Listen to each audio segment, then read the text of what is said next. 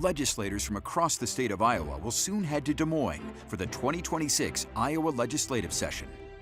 In a pivotal election year, what will be the focus for lawmakers? What initiatives is Governor Kim Reynolds pushing for her last year in office? Gray Media's Iowa political director Dave Price goes in depth in this Inside Iowa Politics special, the 2026 Iowa legislative session. Here's Dave Price. An election year adds yet another dynamic to a legislative session, and that's, of course, what we have this year. And it also gives Iowa voters another reason to pay a little extra attention to what does and does not happen. I will encourage the chamber to prioritize one thing. Republicans will once again hold about 2 out of every 3 seats in the state legislature, so they will have the biggest say on the 2026 agenda. Democrats will work to convince voters that they can still help shape policy by weighing in where they can. Our State Capitol Bureau reporter Isabella Warren will join me in covering the 2026 legislative session. She now takes a look at the state's finances. Iowa's budget leaders have to plan for a nearly $9 billion budget, but uncertainties make that harder. Despite persistent inflation, consumers have been spending, which helps state revenues, but prices could go up more next year because of higher tariffs, and that could reduce how much Iowans can afford to buy. That could be a state budget concern. Iowans will save money by not having to pay federal taxes on overtime or tips, but that could also reduce how much tax revenue goes to the state. That could also be a state budget concern. Now, how much those factors impact state revenues is still unknown. There's a shutdown, the tariffs, some of the policies, and hopefully they'll be able to land on some of those things they need to land on in short order, so the rest of us can all make decisions. Craig Paulson's part of the Revenue Estimating Conference, which expects state tax revenue to drop by $1 billion compared to the previous year. Now, Republicans say they do have money set aside in reserves to make up for that gap and expect it to steady in the next several years. But Democrats say this proves that Republican tax cuts are reckless. The state's farm economy has also suffered from higher tariffs, higher production costs, and lower prices. That can hurt Iowa's finances. The recent $12 billion federal farm bailout could help farmers survive. China has begun purchasing American soybeans again after a pause, although exports are still not at the level of prior years. In addition, the price of soybeans has risen by over $1 per bushel since mid-October, and corn prices have also increased since mid-October as well. Some of the challenges for lawmakers as they put together next year's spending plan. I guess that's what I'm paid to do. I mean, you do the best you can with the information you have. Even though they don't have all the answers they wish they had. In Des Moines, I'm Isabella Warren. Over the past decade, Iowa Republicans have used their majority to cut both personal and corporate income taxes. They have also reduced taxes that businesses pay toward unemployment. More tax cuts may not be a top priority this year. Businesses tell us they are still struggling to find the workers they need, and they know that too many towns lack the residents they need to grow. The Iowa Business Council represents some of the largest employers in the state. I asked the organization's leader what some of those companies want to see lawmakers do in 2026. The biggest concern that the Business Council has in our state is our stagnant population growth. And so whatever we can do to encourage people to stay, to be retained within our economy in the state of Iowa is really important for us to do. And those workforce programs, whether they're training or retraining, definitely go to that end. So because of that, are you more concerned, is the Iowa Business Council more concerned about population outside of our metro areas? And if so, what's holding us back there? Is it housing?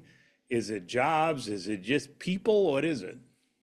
So there's no single thing, but certainly, people are involved with all of those aspects. So, while we're seeing really strong growth areas in the metros and other places like that, as you mentioned, rural Iowa continues to contract. And we think about it as, again, childcare, affordable housing opportunities, workforce housing opportunities in those communities, and more even healthcare, right? If individuals and companies don't have access to a highly functioning healthcare delivery system, the less likely an individual and the less likely a company will move into those communities or be retained in those communities. So we're really looking at healthcare and access to healthcare as really an economic development tool, a population growth tool, so that communities across our state have the ability to provide the care that they need to provide their citizens, and hopefully they will stay in those communities, live in those communities, and make career choices in those communities as well. Your organization is not political and you stay out of politics. Your members represent both of the major political parties in the state, but one of their most fundamental needs would be workforce. We have a national debate going on about immigration, right? And in certain pockets of our state, the population growth would be largely because of people coming in from other countries. So how are these employers looking as they're assessing the future of their workforce and looking at declining population, native-born folks in a lot of ways? How are they viewing what we're experiencing nationally? It really calls to attention the need for organizations like ours, the Iowa Business Council, to get involved in these sorts of debates, talking about the real innovations and great outcomes that come from legal immigration coming into our country and then coming into our state. It's really important that we grow as a state. And as you mentioned, the state of Iowa would have grown at 60% less than we had since 2021 if we did not have foreign-born talent immigrating into our state. Hugely important for us when you think about future economic growth and development for our economy. And I think that, again, our organization is consistently put out ideas and solutions to move forward on the immigration front, providing real sorts of discussion points to our federal delegation and make the economic case and make the business case that this is important, not only to the state, but to the country. And I think as we move forward in this endeavor, we're going to continue to talk about that. We know that we can expect to hear a lot about the cost of living and affordability from lawmakers. We also know one of the top economic priorities will be property tax reform. And it's a familiar pledge. You'll remember Republican leaders also said that for the 2025 legislative session. However, the House and Senate could not agree on final legislation that addressed property taxes. I asked on Facebook or Meta or whatever it's called these days, how much you were concerned about your property taxes. There were some like Terry Gearhart, who's quite ticked off about his property taxes. It is organized theft, he wrote. Property taxes are way too high. Now, this is part of what Tom Miller wrote. I felt for a long time that one of the biggest issues is how our counties, cities, and school districts spend money like it's theirs, not the taxpayers. New equipment, pet projects, layers of administration, and big salaries add up fast. Then we pile on corporate incentives to lure projects, which just shifts more of the load onto homeowners. Now, other people disagreed with Terry and Tom. Bridget Carberry Montgomery has served as a city councilwoman. She wrote, I think we get a great value for our money at the local level. And Kelly Shaw, a former mayor, agreed with her. He wrote, probably not a widely shared opinion, but I'm personally comfortable with current property tax levels and believe cities and school districts manage these dollars about as reasonably as they can. As a former mayor, I've seen firsthand that many residents don't always connect the services they value, schools, libraries, police, infrastructure, with the tax base required to support them. He added that you cannot have a high level of services with really low property taxes. Lawmakers acknowledge that they've been hearing a lot of feedback when it comes to changing property taxes. We will now hear from both House and Senate leaders, both Republicans and Democrats, about conversations that they've already had and some of the ideas they are looking at during this session. Last year, I think one thing we learned, and I'm an old man, I'm 74, so a lot of what I do is I observe things. And I observed in the Iowa legislature on the issue of property tax. What we learned last year is it's a whack-a-mole game, which we didn't all know. Meaning, if you do this with property taxes, it has an effect over here that we didn't think about. And if you do this with property taxes, it has an effect over here which we didn't think about. Representative Moore mentioned sort of the whack-a-mole part of dealing with property taxes. I guess I'd look at it as more of a larger ecosystem.